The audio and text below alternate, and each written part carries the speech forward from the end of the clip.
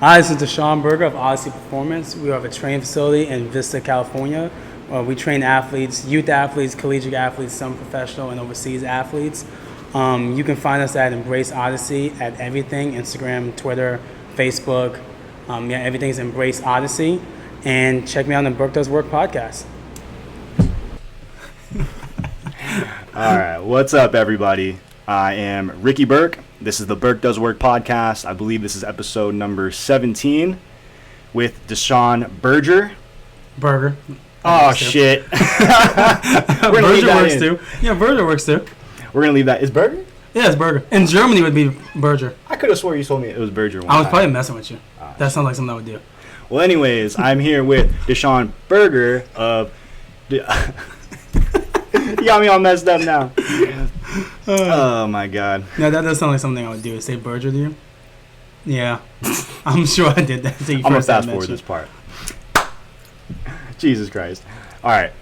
Hello, everybody. Welcome back to episode number 17 of the Burkdoeswork podcast. I'm with Desean Berger of Odyssey Sports Performance. Sir, nice to meet you guys. How's it going? Yes, sir. Just wanted to have him on, pull him onto the podcast. I've known Desean for roughly 4-ish years, yeah, 4 I'd years say. now. Yeah.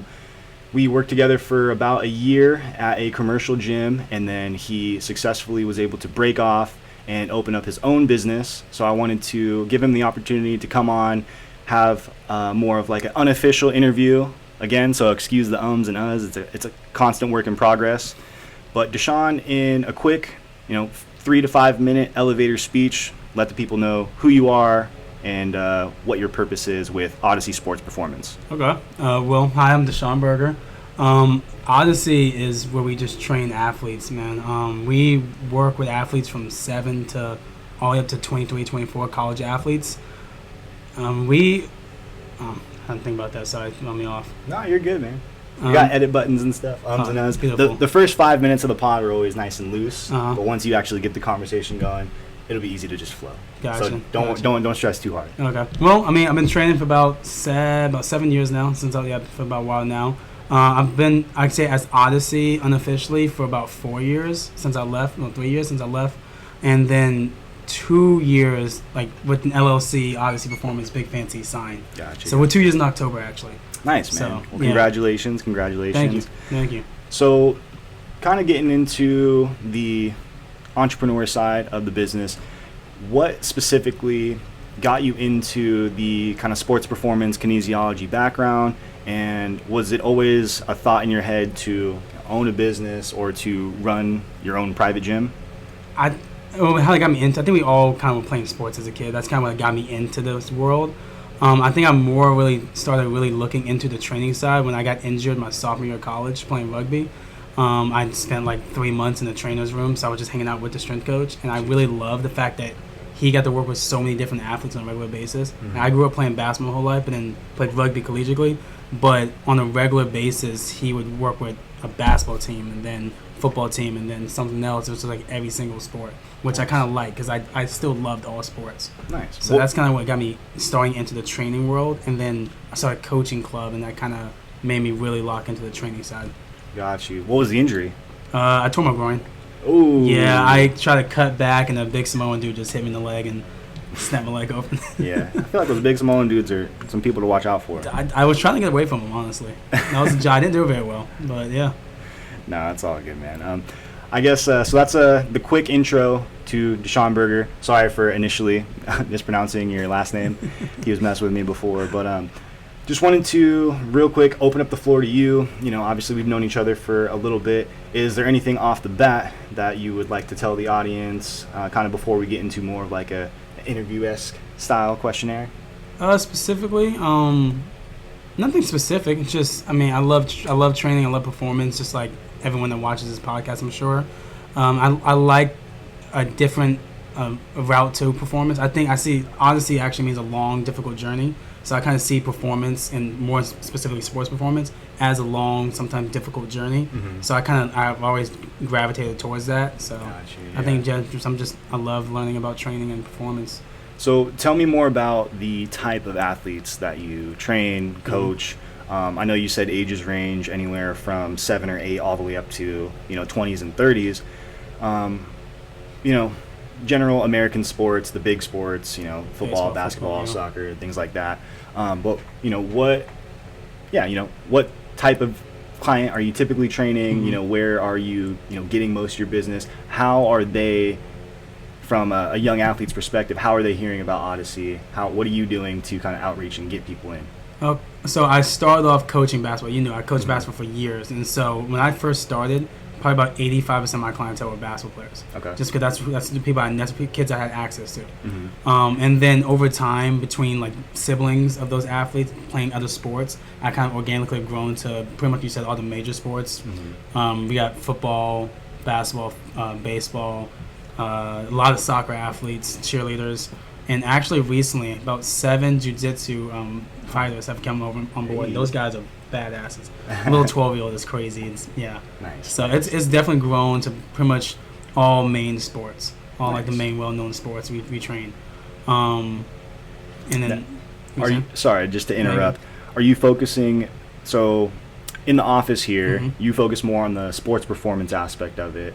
So that's more of like the the lifting, the calisthenics, explosive work, and then I noticed over here tucked away in the corner you have a little other section.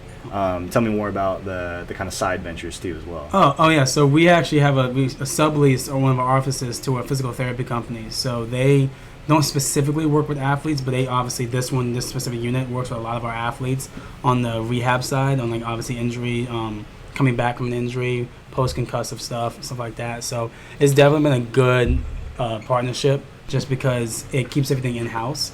And it's easy for me as a strength coach for like one of my college athletes to go work with our physical therapist, and then they can directly just say, this is what's going on, X, Y, and Z, opposed to me having to like go through the athlete to get to the physical therapist or some kind of communication. So it just makes it easier for me to know what I need to do. Because, I mean, I'm a strength coach. I know generally what's going on, but obviously physical therapists know a different level than what I know. So Absolutely. I don't want to be like, oh yeah, I know what to do to this. I'm like, I don't know. Let's go talk to them. They can fix you. Like, Sean, this is what we need to do. I'm like, all right, let's do it. No, absolutely. So it's definitely been a great balance. Yeah, no, and balance is kind of like the point I wanted to focus on with that statement is I feel like as of lately, especially, coming out of quarantine, so many more people have been involved in fitness, and I feel like a lot of coaches specifically have really almost been forced to up their game up. You can, I feel like you could have got away with being, let's say for example, you just being a sports performance specialist a couple years ago and just being that as like a overall business, or, some people could have got away with just being a specific bodybuilder trainer. Right. And I feel like nowadays you have to at least have access, knowledge, or a referral source to both. And you definitely hit it like right on the head, especially that's one thing I regret being a young athlete growing up. I did not do any mobility, really longevity, training for any sport that I played, whether it was, soccer, baseball, football, even track and field. Like I'm 27 now. And luckily, I only feel as good as I do with the knowledge that I learned later in life. But I can only imagine, if you've been doing the whole time. Yeah, exactly. So, well, on that actually, it's a hard thing because I'm a big proponent of staying in your lane. Like as when it comes to like, I give the analogy of like Mario Kart. Like Mario is like above average at a lot of things, but he's not great at anything. But Bowser is fast and Peach has crazy handling. So it's like sometimes it's good to just be good at what you do, but like you said, have a referral source to other people. I kind of like to be in that lane of like, this is what I do best, and can I get the other things done? Yes, but I also can just put you in the right position to get that done. No, absolutely. That's kind of how I like to go about it. No, dude, that's hitting it on the head. I mean, and even from like, that's the business aspect, even from like a professional aspect. I mean, I'm sure even coaches have coaches, trainers have trainers, like LeBron James. Exactly. I mean, I don't know if he's my GOAT, but you can make a case that he's the current GOAT. You can make a case for it. He's one of the greatest of all time. He's one of the greatest of all times. Do you think he got there completely on his own, without a coach, without a PT, without a strength coach, without a recovery coach? I actually heard that he spends over $1 million a year. I think it's close to $2 million now. I think like early in his career it was $1 million, but like now that he's old, I think it's like $2 million. On recovery. Yeah. $2 million a year on recovery. Whether that be physical therapists, cryo chambers, nutrition coaches, actual food from the nutritionist, It's amazing. Obviously, not everybody has that luxury, yeah. But at the same time, that just goes to show you where your mentality and where your focus should be when it comes to the longevity of your body, your health, your career. It's relative too. So it's like I can spend the money now, and that goes into the food aspect. I can spend the money now on good quality food, or I can be unhealthy and maybe not enjoy how I look or feel, or get sick and have to spend money on medicine. Like you're going to spend the money either way. Pick your poison. Yeah, exactly. Yeah. So it's like I'd rather spend it now and feel good than trying to recover later. So let's talk about that and in the mentality and the relationship with fitness, with food, with just kind of overall coaching in that sense. You training a lot of adolescents, young kids. Of course, we could talk all day and night about our possible fitness regrets, what we did well, what we could have done better.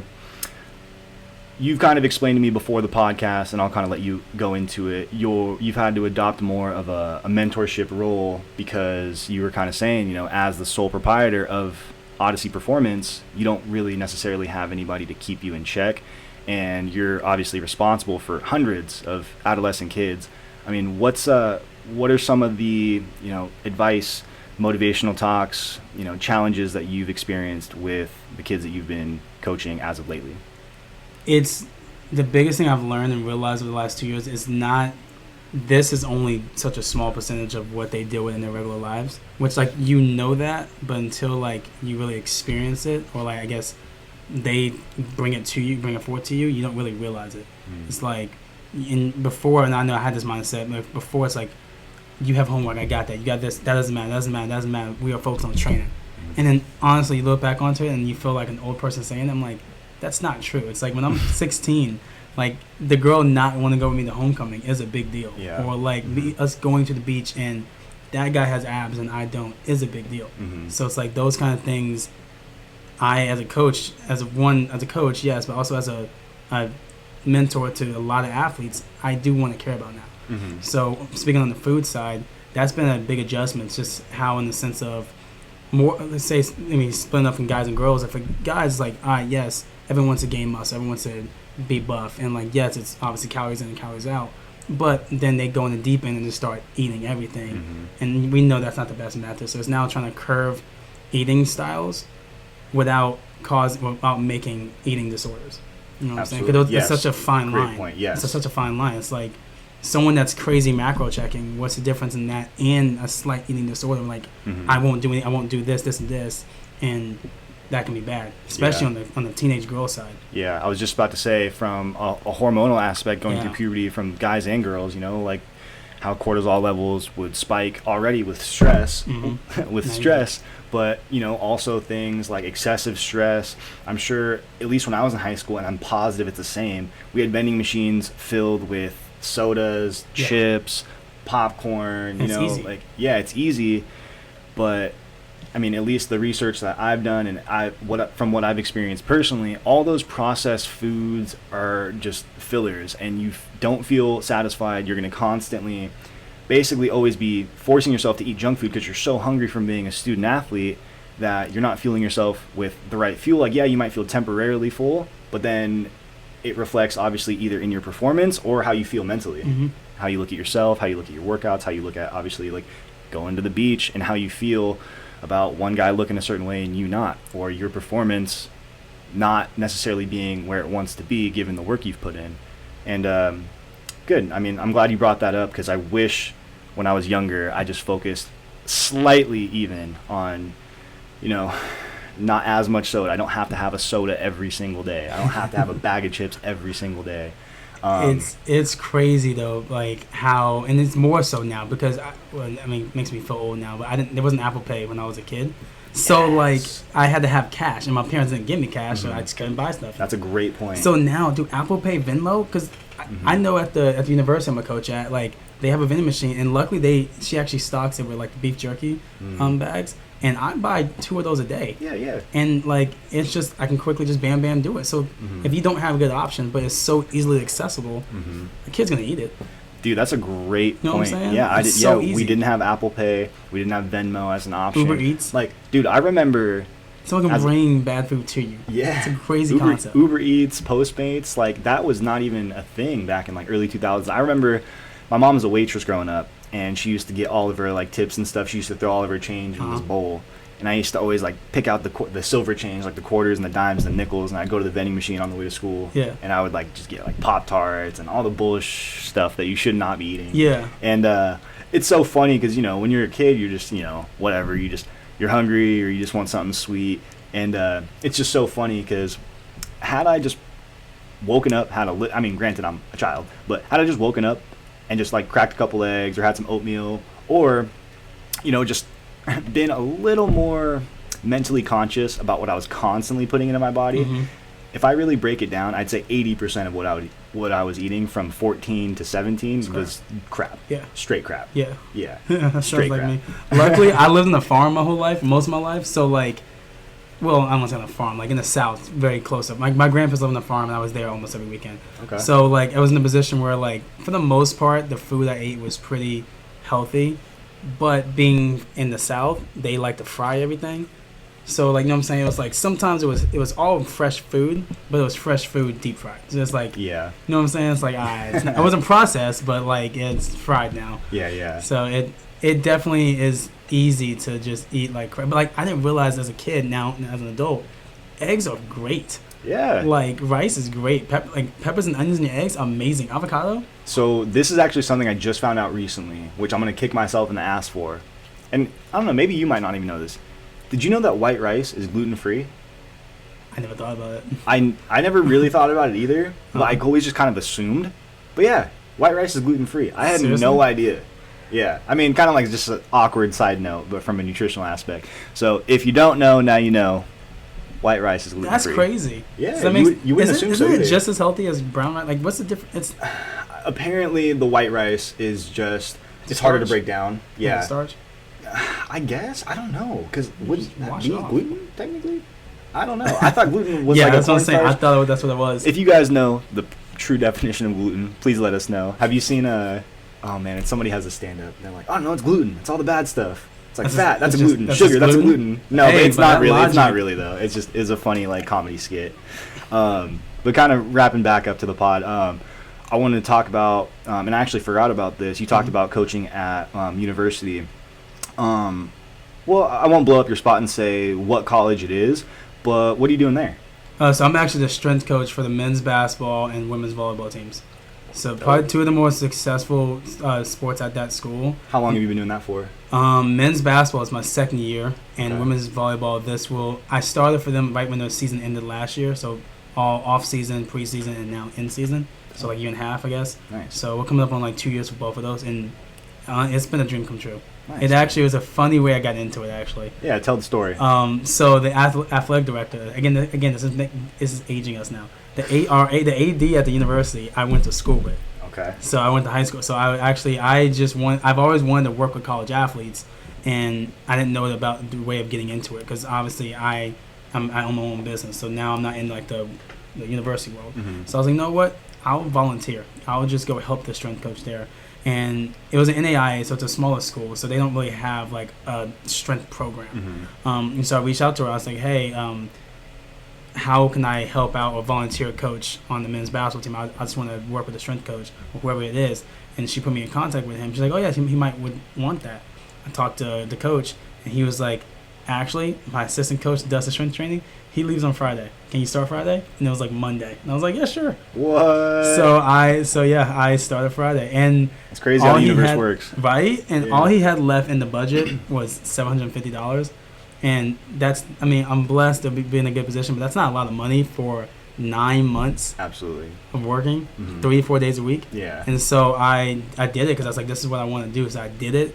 And I want to say I sacrificed because I learned a ton. It allowed me to really work on my own programming skills. Mhm. And so I did it, and they were very successful. They actually won conference that season. shit. And the Okay. coach, in which was honestly one of the coolest moments in my career, the coach said in front of the entire new coming team and a lot of the staff members at the university, he said, we weren't more skilled than those teams would be. He's like, we were physically tougher. He's like, we didn't break down over the season. We didn't get injured over the season. We didn't get fatigued over the season. He's like, I will honestly say that was because of the strength training. Nice, man. Which was a cool, like we're all confident in what we do, but when someone says it, that's like that high stature, it really solidifies what you do. The coach of a collegiate championship basketball team. Yeah, exactly. Yeah. So I was like, dang. I was like, that's cool. And so he actually offered me a normal salary, well, not salary, but like stipend amount job this coming season. So now Nice. I'm a normally paid Hell yeah, man. strength coach. Congratulations. Thank you. No. So, and then through there, that's how I met the volleyball program, and then I got working with them. And my goal is to kind of, I guess, carve my the full-time job as a strength coach Yeah, at the hell university. yeah. That's kind of my goal. Dude, that's an amazing story and step. I've actually never heard that before. Yeah, it's hell been yeah. cool. It's actually really fun. I like the going from like I work with like 7, 8-year-olds here to I'll leave and go to university and it's like grown men. There's a guy on the team that's actually 27. He's older than me, so it's like it's kind of crazy. Yeah. So He's older than me. no, seriously, like it's like he's like I met him. I was like, Yeah. he looks older. Like yeah, he's 20. He was in the military, so it's like he's Oh, older. gotcha, I was like, gotcha. oh well, all right, well you gotta do burpees, man. You You know what I'm gotta do saying? burpees, It's man. kind of crazy. No, that's awesome, man. No, I mean that just goes to show, obviously, that really you can put anything you put your mind to. If you have a passion for something and you have a route, you know, it may not pay off immediately. There might not be that instant gratification, Right. but shoot, man, put your head down for a year and look what happens, man. You're instantly gonna make more money than what you were doing last year. You're in a much better position. Literally, you know, won a championship, but then just think of what that does to, you know, your brand, your name, your referral source. You know, think of how many people that the players and the coaches have probably even, you know, thrown your name out today too. So, no, good on you, man. That's crazy. Can we go into? We don't have to go super deep into. Obviously, I know it's such a wide array of clientele, but can we kind of go into your specific kind of training styles, your training philosophies, like what do you focus on more? And I guess, yeah, what would be like your 2 to 3 physical kind of training, kind of big rocks? Okay. So I'm big on plyometrics. I'm big on obviously explosive jumping, landing, how you plant. Real quick. For the average bear out there, can we explain plyometrics? And like the scientific term, is just how I Just like see it as general plyometrics. force and contact to the ground. I see it as acceleration off the ground and deceleration into the ground. So whether it's most people assume plyometrics as jumping, but it technically is also cutting. It's really all movement. Lateral movement. Yeah, all and lateral stuff. movement. Okay. It's any kind of planting into the ground. So I'm really big on that concept. To me, no one ever gets injured jumping. They get injured landing. No one gets injured. Well, I don't say no one, but very rarely do people get injured running. They get injured stopping. That's You know what I'm saying? that's pretty factual. as Yeah, well, so actually. it's like Very I common in try to football, too. try to really focus on the landings aspect or the deceleration. The deceleration is probably my biggest focus. Okay. So when it comes to the movement aspect, and then when it comes to strength training, I'm a big Olympic lifter. And when it comes to I think there's super beneficial lifts. I think obviously there's a bench pressing, squatting, overhead pressing. The normal compounds are great. They're awesome. We do those too. But I would say we teach Olympic lifting to younger athletes than I would say the average place teaches. And yeah, like my middle schoolers will power clean and snatch. Good. Yeah. Yeah, as they should. I mean, let's And- kind of break down the Olympic lifts real quick versus powerlifting. Okay. It's essentially the same. You know, it's a barbell. For those who don't know, powerlifting typically consists of bench, squat, deadlift. Olympic lifting can use a different bar, but that would be movements like a snatch, clean and press, hang clean. Let's see. what else? Overhead jerks. Oh, overhead Yeah, jerks. so Yeah, clean and split jerks, jerks, clean and snatches. jerks. Yep. Yeah. And as you guys can probably tell, you know, more explosive movements in a longer range of motion, it's going to take a lot more out of the individual. And as you can see, it's a lot more based towards the athletic, I guess geared towards the athlete, I should say. But I wouldn't necessarily shut that off to the average person either. Because, I mean, I feel like, kind of like what you were saying, a lot of injuries in sports happen from deceleration, but also as you get older, when it get into the geriatric ages of about over 60, 70, a lot of injuries happen also going downhill, going downstairs, that deceleration It's the same aspect. It's exactly the same thing. I got like a little saying that I say that like a lot of my I have a couple of older clients too still, and they hate when I say it. I was like, to me, everyone's an athlete, just to different degrees. Absolutely, dude. So, That's clip like, that. Boom. Yeah, like I say it all the time. Everyone, I'm notorious for saying it, and it's the same thing. My adult class at 6 a.m. They do the same. But when I first started, they were doing the same. I wasn't good enough to program a wide range. They did the same programming that my high school and college athletes did. Mm-hmm. It was just scaled. So my high school athletes might be box jumping 45, 50-inch boxes, and I have a 6-inch box for my clients. Mm-hmm. But the same, like you said, the deceleration, the landing, or the maybe like the step off into landing on the contact on the ground, it's the same thing. Mm-hmm. Like, and there's actually like, so like if I have an older client that trips walking down the stairs, she's still going to catch herself. Mm-hmm. So that same deceleration is how we avoid her having to have a hip replacement. Yep. So we still do that. We still do low level cutting. Like we might just do a side shuffle into a step, which is the same thing as a hard cut, just way more explosive. Just comparatively speaking, given their ability. We just scale it. Everything's scalable to me.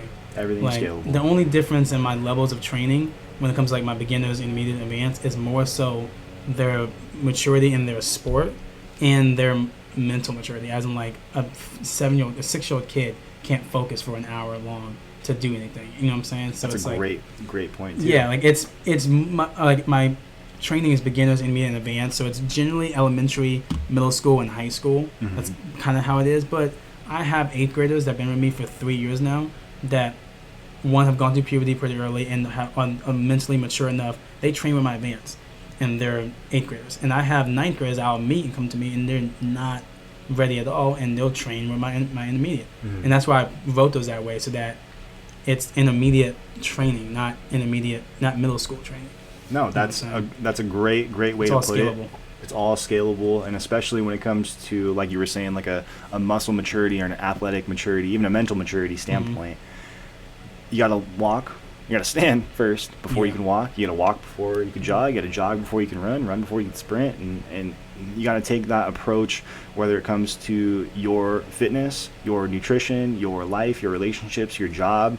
You know, let's take it from like a relationships aspect, or even like a personal aspect. If you guys are struggling from a financial gain, or from a financial, I guess, lack of gain, you have to obviously take yourself outside the box. What is your bigger why? What is your biggest purpose? What are you doing to get yourself there? Is it the most efficient way? These are things to think about, but again, don't paralyze yourself by analysis. But kind of tying it back to a question here, back into the why specifically. I mean, we've talked about how you got here. We talked about how the training regiments have gone. We've talked about your successes with collegiate basketball. What is your biggest goal? Your why? What is the biggest, I guess, professional milestones that you wish to hit in the coming months? We've already talked about what you've accomplished the last 2 years with Odyssey. What do the next 2 more look like?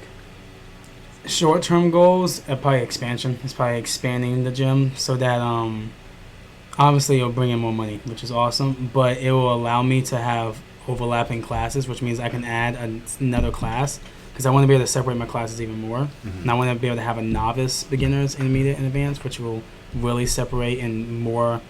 It's going to make the training more specific for what you need. Because even at the middle school age, a 12-year-old can be drastically different than a second semester of 8th grade 14-year-old. And realistically, that could be in the same training group. And so that's that's a big gap. And so if I can expand the gym more, that way I can have overlapping classes. It can now have an early novice level, then beginners could be actually some early middle schoolers, intermediate could be late middle school, high school, and advanced could be like recruitment level juniors and above high school, and it can really specify it, which would allow obviously for better training if it's more and more specific. And especially as your intermediate group stays with you and their knowledge starts to improve too, that they kind of become mini Deseans to be able to kind of help out and coach the other newcomers as well. One of my assistant coaches, he actually assists on 2 of the days, and he actually head coaches one of the days for my beginners group, my elementary group. He's a senior in high school. He's been with me for 3 years now. Nice. Like, I left in March, Uh-huh. and April is when he started training with me. Nice. And he's been ever since. So yeah, I've seen him grow up from like 15 to now 18, senior high school, writing college application. He actually wrote about being here for 2 years. It's like the coolest thing. So like you said, like they grow up and they become mini Desean or mini whoever taught them. And of course. I can think of coaches that I had back when I was 13, 14, 15, and I still keep in contact with them. I still like dap them up anytime I can. Shout out Todd Williams, Velocity. Shout out. I used to work at Velocity. Really? Well, it was called Proteus, but I used to work at Okay. Yeah. Let's see, like Todd Williams. Shout out Val Macedo, Pop Warner football coach. I mean, no, seriously. I mean, it's crazy. Like, you can think of, everybody can think of the mentors that they've had in their lives. And my first training job at Velocity Proteus his name was Jason Huntley.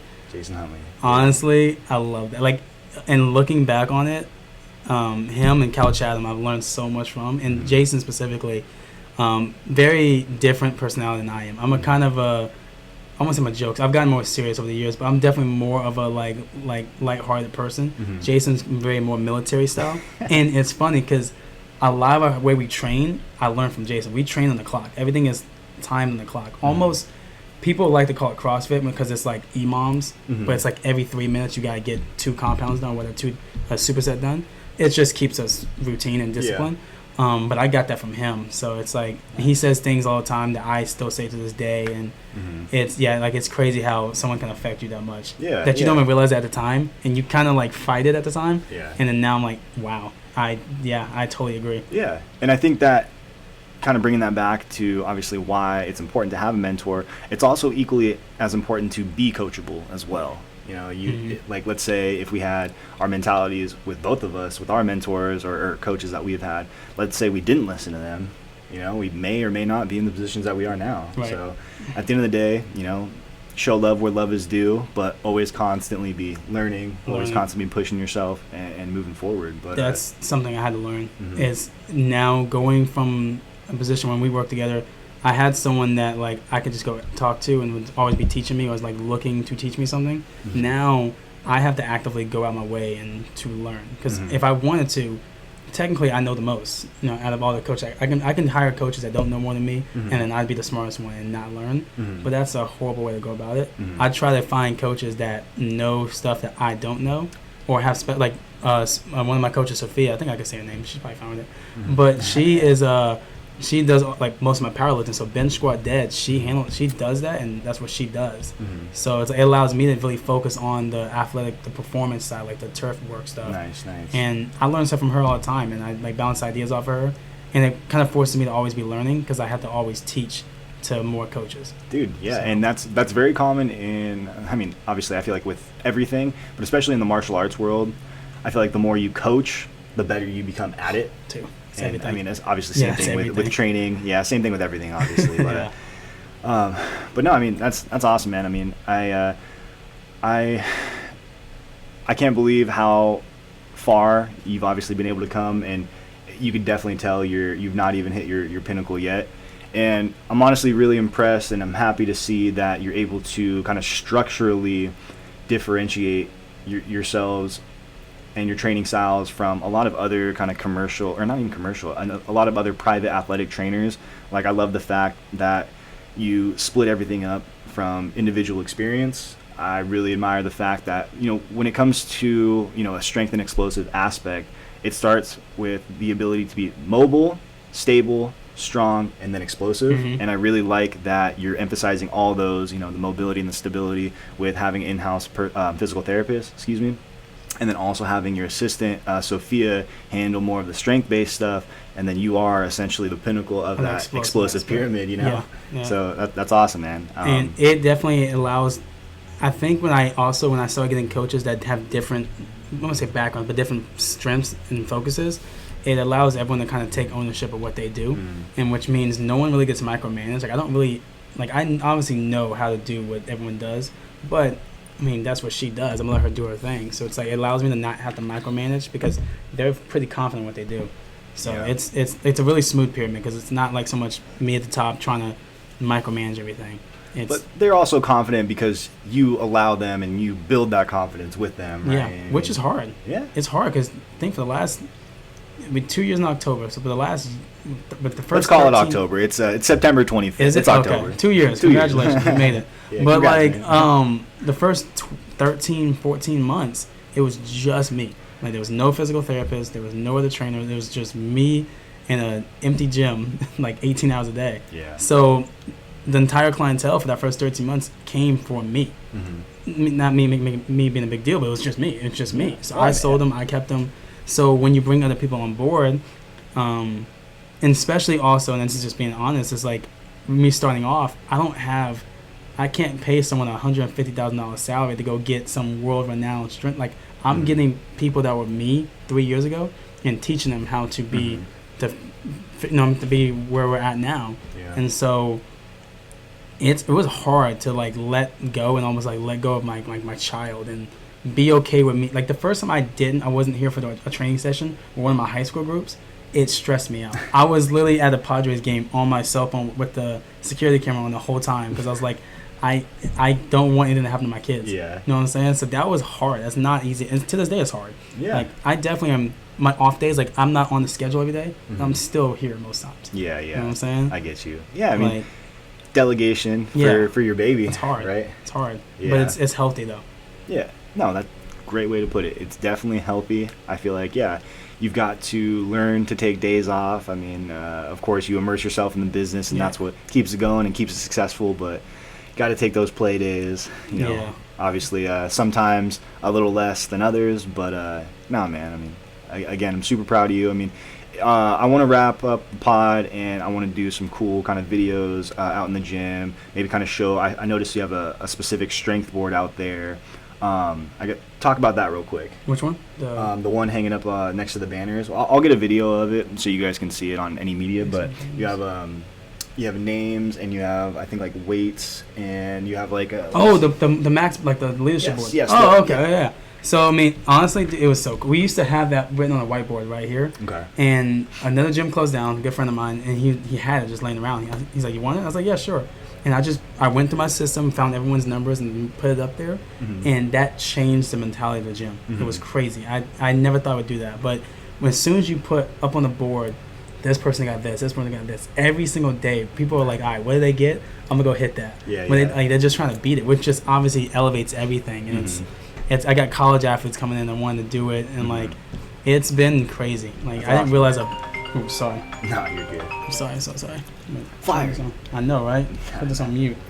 That's the problem with Apple, man. One thing goes off, the entire world goes off. Now, did your computer turn on too? Yeah, that's what I was ringing. That was my computer, my phone, my iPad. It's all like right in 2 feet of me. I feel like I'm in the Apple store right now. I know, right? I have the iPad, iPhone, Apple Watch, iPad behind me. It's a bad habit. It's a bad habit. So it's just competition. What's going on?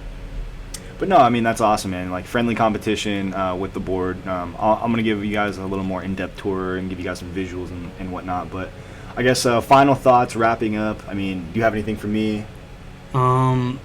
Questions, comments, concerns, emotional outbursts? I don't think people know that he was my boss back in the day. So, I wouldn't say boss. I was a supervisor. He was a supervisor back in the day, and I wasn't easy to work with, so thank you for that. I wasn't easy to work with either, so thank you. I definitely learned a lot. I'll admit, looking back I learned a lot. Well, thanks, a lot of things I learned. I mean, I learned a lot too, the coaching selling you guys. aspect too.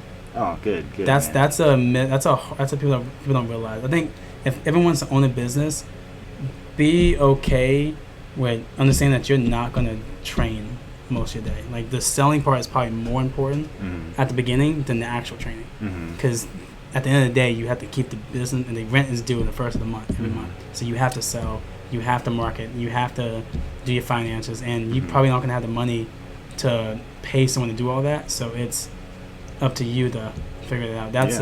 And I think working at the gym that we worked at, definitely, that was the reason why I came there, is to learn how to sell, how to run your own business and do all that. And that was, I don't think I'd be as comfortable talking about and selling myself if I didn't do that for a year. Well, cool, man. Yeah. Well, even though I try to avoid it by just having my clients read it. Yeah. I actually probably sold maybe like 7 clients. That's not a bad thing. And it was just a stupid metric that the commercial gym kind of made us focus on. It was, specifically new units. for those of you who aren't out there, I guess we'll kind of dive into the business and the nitty-gritty of what it takes to actually make money training.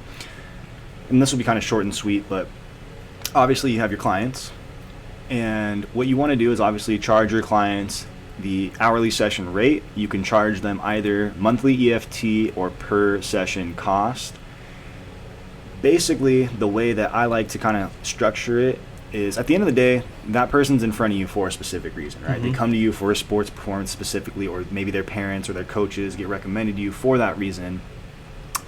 This is where it's kind of tough because it's price versus value. You know, I don't know if you ever run into this, but me being completely 100% private, I've had people try to, you know, like haggle pricing with me, or talk about like, oh, I can lose this much weight in this amount of time, this and that. But from a business and a professional, but also like be real with yourself, are you going to be able, like, if you were disciplined and put your head down, are you actually going to be able to lose 15 pounds in, 3 months by yourself completely? Are you going to have the time, effort, energy, and discipline to YouTube, Google, meal prep, right? It makes more sense to, like how you were talking about, delegate that work to a coach, to somebody else who actually knows what they're doing and how to get you there in the most efficient way possible. And I think that's more the sales training that I would teach back when I would do that. It's not even sales. It's more or less giving them a roadmap, exactly, of how to get there. And that roadmap just so happened to cost money, because it takes us a lot of time and energy and effort to go to school, go through the classwork to get certified or get the college degree that it takes to actually even know this stuff. So, I just wanted to kind of touch on that one piece. But have you had any issues yourself with kind of how you handle your monthly charges, or anybody haggling or anything like that? Oh, definitely. Because, when I work with kids, so it's like I'm multiple extensions on. So most times when we went to the commercial gym, that person came in, they had their credit card, they pay for it. It's a pretty simple transaction. Now I work with mostly youth athletes who don't have credit cards, whose parents have credit cards. I got the Venmo. Yeah, they have Venmo, but their parents have credit cards. And for the longest time, we was in the, I don't know if it's going to mess with your podcast, but like it's the worldwide pandemic. So like a lot of people aren't working, and like it's like, there's a lot of factors. And also, we're supplementary to a sport. So now think a parent, extension of the kid to the parent, they're playing a sport that costs a lot of money. Every sport now costs a lot of money. Some kids play multiple sports. Kids travel a lot, so it's an expensive hobby. And then now we're supplementary to that hobby. So we're supplementary to a luxury of an extended credit card. That's a great point. You see what I'm saying? Yeah, so there's tons of time. And like you said, it's like I say, like people say, well, I could do this online. I'm like, yeah, you totally could. I would not have a job if people were naturally very, very disciplined. I was like, you could do all of this online. I was like, you totally could.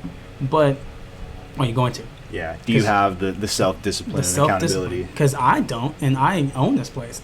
I've worked out here by myself 12 times in 2 years. Man, trainers have trainers, man. I pay money to go to a CrossFit gym and work out every day. Good. Because I don't have the discipline. It's not that I don't have it. I don't want to have the discipline to work out by myself, to do that. I need another person, another coach saying, Desean, get up, do it again. Desean, go faster. Like, I need that. Absolutely. Even with the meal prepping, like the meal prep Sunday, I pay for that because, like, yeah, in theory, I can meal prep. Yes, it's a lot cheaper. And, meal prepping is cheaper than eating out. We got that far. Now, the meal prepping now takes like 2 hours every day, which is totally doable. But, like, for me, do you have that 2 hours in your day? Do I want to spend that 2 hours of my day doing it? Not really. Especially when, if you really break down, you got 24 hours in a day, you're sleeping 6 to 8, you have 6 to 8 to 10 of actual training clients of work. That leaves you with, 5 to 8 hours to do your own stuff, let's say miscellaneous stuff for an hour. You're in the gym for an hour or two right there. You got 3-4 hours a day. And it includes your social life. So it's like... And that includes a social life. That includes being in your 20s, living in San Diego. Yeah, you exactly. got to enjoy. And, you got options here. It's like, for the longest time, because I didn't have the extra money, I would meal prep. And like you said, one of those is going to get cut down. And most times it was sleep. Most times it was like, I'm getting 4 hours of sleep. Yeah. So it's like, that was where my time was coming. But now it's like, all right, we're doing okay. I'm paying for a meal prep service. Like I was telling you earlier, I hadn't eaten today until What's that meal prep service? Meal prep Sunday. Awesome. It's honestly amazing. It's Vista, California? Game changer. I think they're in Vista. Yeah, no, they're Carlsbad. I think they're in Carlsbad. I don't know. They might be Carlsbad. To be honest with you, I don't know. But, I know they're in North County. I know they're in San Diego, North County. Okay. So shout out to Meal Prep Sunday. My man Dolan Hall. Love Hall. Great guy. Great guy, man. Awesome. But yeah, so it's like that. Just the idea that I can just go in my fridge, in my gym fridge, because I'll be here for 18 hours and just grab a meal and it's ready and it's healthy. Mm-hmm. And the macros are really solid. Yeah. Like not even getting into the full macro, but you know, obviously maintaining weight and whatever.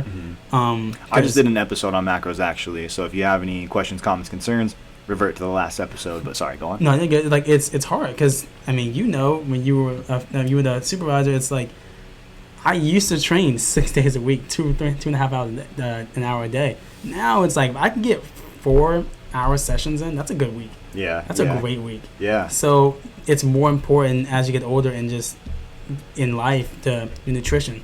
That's a big part of it. Just staying fit staying lean is a nutritional thing. So just having good macros, I can just not have to think about and just eat it. I'm like, this is a good meal and it's healthy.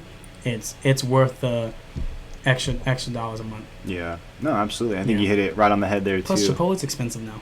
Chipotle, dude, yeah, it's crazy. It's $20. Yeah, and I mean, I don't know. I'm just now doing more research, so take this with a grain of salt. But I've also heard that Chipotle cooks a lot of their stuff in seed oils, and apparently seed oils have been a prime catalyst for a lot of like gut inflammation.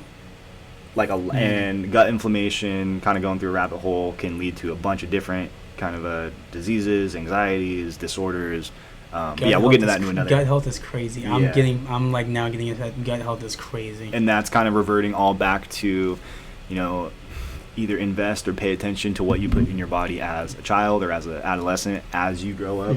Because, it's hard to tell specifically, but I wish I focused on it at least a little bit better, at least in my younger 20s. Even now, I just turned 27 a couple weeks ago. Like, I'll indulge in like some. Oh, thanks, man. I'll indulge in some fast food every now and again, but I really try to just stay on my P's and Q's and really try to meal prep as much as I can, whole foods. But at the end of the day, you have to obviously correlate your diet with your specific goal. But I won't harp on that too much. No, that's true. But even like going real quick on that with the kids, and I think as the older you get, the more strict you have to be when it comes to like your nutritional journey, I guess. Like when you're a little kid, when you're a 7-year-old, you don't have to eat like you can get away with it. Yeah, so like to me, if you just find a healthy balance as you get older, you just slowly get more and more. Sure. But it starts at young. If you just teach young kids to just like we're 80-20 now, they really can get away with like 50-50. Maybe even 20-80. Yeah, you know what I'm saying? They could get away with 50-50, but they're on the like 20-80 side. So it's like if they just did 40-60 of like 40%, like just twice a week, eat some vegetables. Yeah, and that goes into educating parents too. Yeah. But it's more generational and how food is marketed, especially in America. But like that leads into like my Odyssey life goal though. Like it's like I want like a library is free. Like no matter what like economical background you come from, you can get a library card if you live in that city and you can learn whatever. I know it's a far-fetched idea and I don't even know if it's possible, but I want to have our trainings. I still want to train athletes. I still want to have the for-profit side of the Odyssey, but I also want to have some kind of branch where it's almost like PE.